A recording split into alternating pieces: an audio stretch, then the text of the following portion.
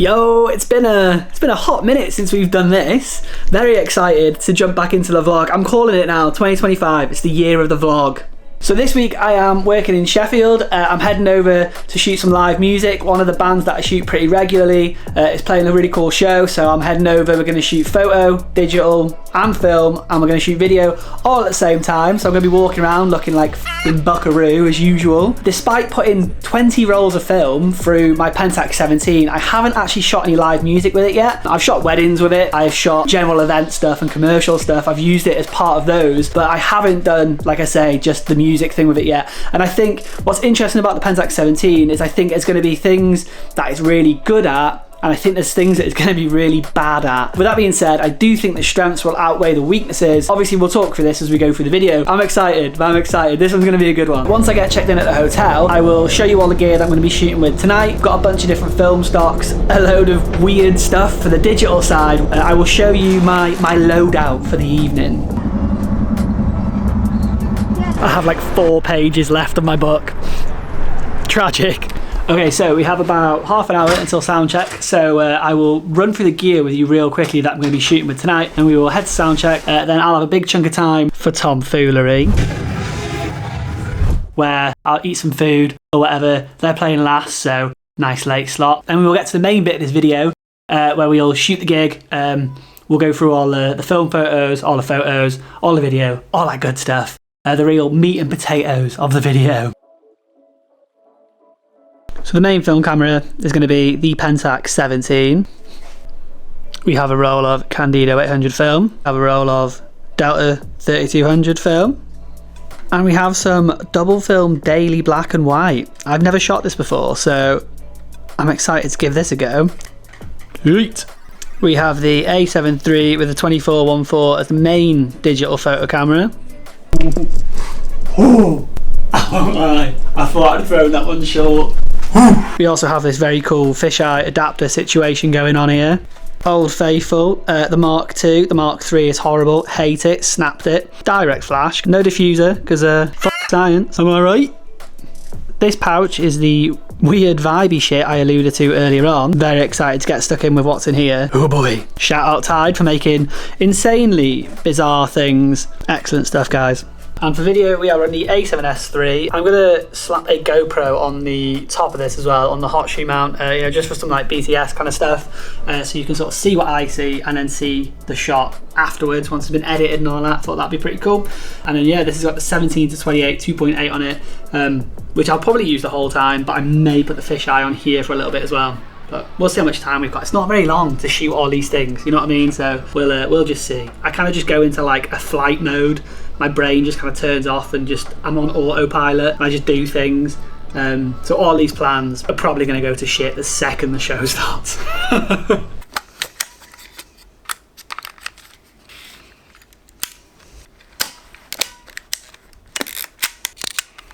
I threw the box away, so I can't put the little tab thing on the back of this, so we'll use the old one. I'm now shooting everyone's favourite film stock, Colour Plus 800. It's Candido 800. Let's go. Given my track record for 4 off stages, I'm staying the f away from that.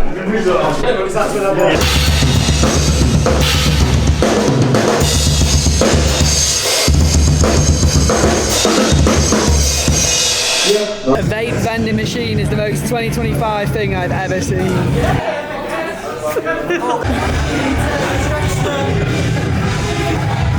I'm only here to see his nipples. In the immortal words of John Cena, let's go to work. Right, so here I am making a little clip, like a cut for the start of the video. The drummer wears his cool mask that he makes in this band, so we always like to add something sort of weird at the start of the video. And yeah, the masks are always cool to sort of get in. So here I'm just getting some drum stuff. You'll notice here that I'm following the motion that Reese is doing here, where he's sort of being all cool and such, and that's a big part of my sort of video style. A lot of that shaky handheld stuff. Jack just being cool as fuck. What a guy. Yeah, nice little hair swoosh. Now let's have a look at some photos. This is a mix of film and digital.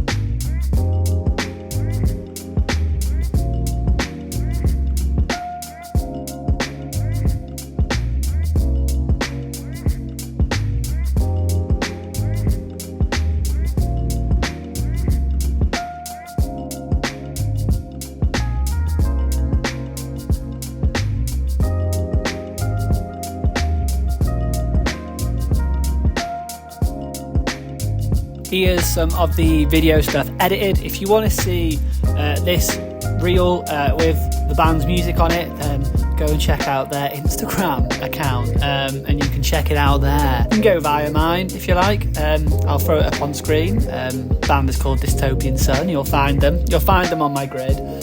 Go and check them out. Great band. Well, that was fun. So after the show, I usually head back to the hotel, start backing up all the files and stuff, just start on the edit. If the band are having same days to post on social media and stuff, then I get those boxed off. I only try to sort of work for another hour or so after the show, but I tend to get carried away. Look at me. I'm sat like a prawn. This is probably going to go on well into the night, I imagine. Good morning. So it is the morning after the show. The show was great. I did some editing last night. I've just eaten an unspeakable amount of food down at breakfast. But I didn't get to shoot quite as much film as I hoped I would get to last night. It's just one of those things where, like I say, you go into like an autopilot mode where you're just like blasting through all the things creatively that you want to get through whilst you're shooting. I did blast through quite a lot of film photos. You've probably seen a bunch by this point in the video. But what I'm thinking is I've got a lot of film left over, so I'm going to head out into the city. I've got a couple hours for my train, and I'm going to just take a bunch of photos just around the city. I don't really know Sheffield very well at all. I've only been here once before, and that was when my band played at the O2 Academy here, and we basically drove in for the show, played the show, and then left in the middle of the night. So I don't know Sheffield at all, but we'll give it a go. We'll just have a wander around. I've not seen the photos yet, but the Pentax 17 struggled in all the places that I thought it would and excelled in all the places that I thought it would, I think anyway, without seeing the photos. And what we'll do when I get back to the office, we will sort of talk through my experience of shooting with it, and when I've seen the photos I can sort of form an opinion on whether it is good for live music photography or not. Also, side note, finished my book. Great book. Alright, I've got literally like 10 minutes to check out, so peace!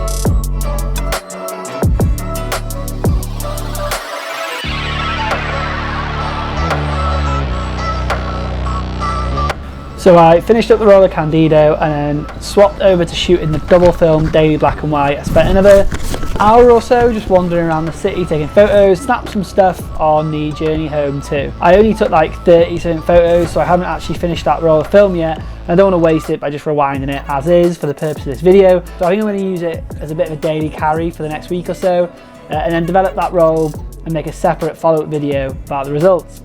So now that we are back in the office, let's talk about the whole experience and my thoughts on shooting live music with the Pentax 17. So first up, let's talk about the positives. The big positive with the Pentax 17, in my opinion, in this sort of scenario, is the zone focus. I am now of the opinion that zone focus is the perfect way, the superior way to shoot film at these sorts of gigs. And maybe even for just general fast-paced stuff like events and weddings and stuff like that, I'm starting to feel like I would prefer zone focus for all of these things. Now, my reasoning for this is that autofocus has a tendency to miss, especially the old technology in like older film cameras and stuff like that. It'll back focus, it'll be slow to focus. There's nothing worse than that photo that hasn't focused on anything, where it's just everything's blurry. I'd rather bad zone focus over bad autofocus any day of the week. And full manual focus in fast-paced environments, whilst I am confident and competent, shall we say, with manual focus, like I use it a lot in my work, I do think that it's not as good as zone focus in these sorts of scenarios. Now, you could argue that you could just, box off in your head sort of zones using manual focus, and that's fair, but in these fast environments, having the physical diagram to just look at real quickly, feel it click into place, and just fire, knowing you're in that zone. That's the best way, in my opinion, to shoot things like this. I have a bunch of manual focus film cameras. I'm trying to sort of pull focus in low light environments specifically. Oh boy, like that is, you're working on instincts alone at that point. Your viewfinder, 9 times out of 10, is useless at that point. This is all pretty ironic given that the one reason that I didn't pre-order the Pentax 17 was because it had zone focus. That's what put me off. And yeah, I've come full 180. How are the turntables? So the Pentax 17 has this mode on its flash settings. It's like a little moon looking thing. And this is basically like a shutter drag mode. It's like a slow shutter mode. It forces the flash to fire, and then it's at a slower shutter speed. That's my understanding of it anyway.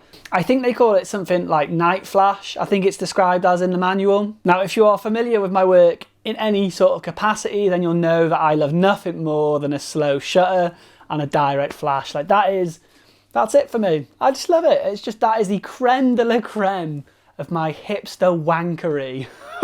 I love it. Shamelessly love it. And this camera did really, really well. I'm pretty happy with the shutter drag style photos that we got. I'd like to experiment with it further. Some of them were obviously like way off, but the ones that were on, I enjoyed. All right, let's talk about the negatives. So I mentioned at the top of the video that there were specific areas where I knew this camera was going to struggle, and the main one that I knew was going to be a problem in this scenario for me and the way that I shoot is that there's no hot shoe for an external flash. Now, I have in the past been really impressed with the Pentax 17's flash. There's so much power packed into that tiny little flash. After this shoot, kind of seems to me like that is kind of just for one photo and one photo only. And then it kind of didn't recharge properly for the next shot, if you understand what I mean. It was a little bit hit and miss. And also, when you're using flash for like every photo, one after another, understandably, built-in flash is going to need longer to recharge. And this is where, you know, an external flash with an external power, that would really come in handy. And the other area where this would be obviously super useful is for just general creative stuff. Like, you can't bounce the flash, you can't adjust the power of the flash. So yeah, it's just one of those things where if this had a hot shoe, it would really elevate it to another level in terms of what it's capable of creatively. So let's talk about the flashing light warning system. So if the camera isn't happy for whatever reason, be that not enough light to get a proper exposure, the film not being wound on, or something like that, then it will flash these alternating bright lights in your eyes through the viewfinder. It uses different coloured lights to tell you different things. In theory, it's a good idea. It blasts it into your eyes to stop you from wasting a frame. But in practice, these lights are confusing, and 22 rolls deep, I still don't really understand them, despite having read the manual multiple times. Maybe I'm just dumb. But what's worse is these lights are so much brighter than what you can see through the viewfinder. It's kind of like that test in the opticians where they shine the light into your eyes and they're like, yeah, just look past the light and tell me what you see up there. And you're like, well, I can't see a thing, can I? Because you're shining a light in my bastard eye. And it just makes the whole experience of shooting in low light a little bit difficult. Now, with all of that being said, do I think that the Pentax 17 is good for live music photography? Yeah, I think I do. Largely down to the zone focus and the ability to shoot with a slow shutter flash. I think it's a great complementary tool to a digital workflow. Now, the reason I word it like that is because I wouldn't trust this camera alone for a live music like work shoot. And creatively, it's a little bit too restrictive in terms of what I need to get out of the camera for my work. Even if they just put a hot shoe on the top of this camera and you had the ability to attach a flash, that would make such a difference, such a difference. However, with all of that being said, I am so sold on zone focus being the right way to go for film photography at live music shoots that I have immediately gone on eBay and I bought another zone focus film camera. The good news about this one is that it shoots the full 35mm frame and it also has a hot shoe for an external flash. But if you want to know more about that, I guess you'll have to subscribe to the channel and stick around for that video. Hopefully I will catch you in the next one. Peace.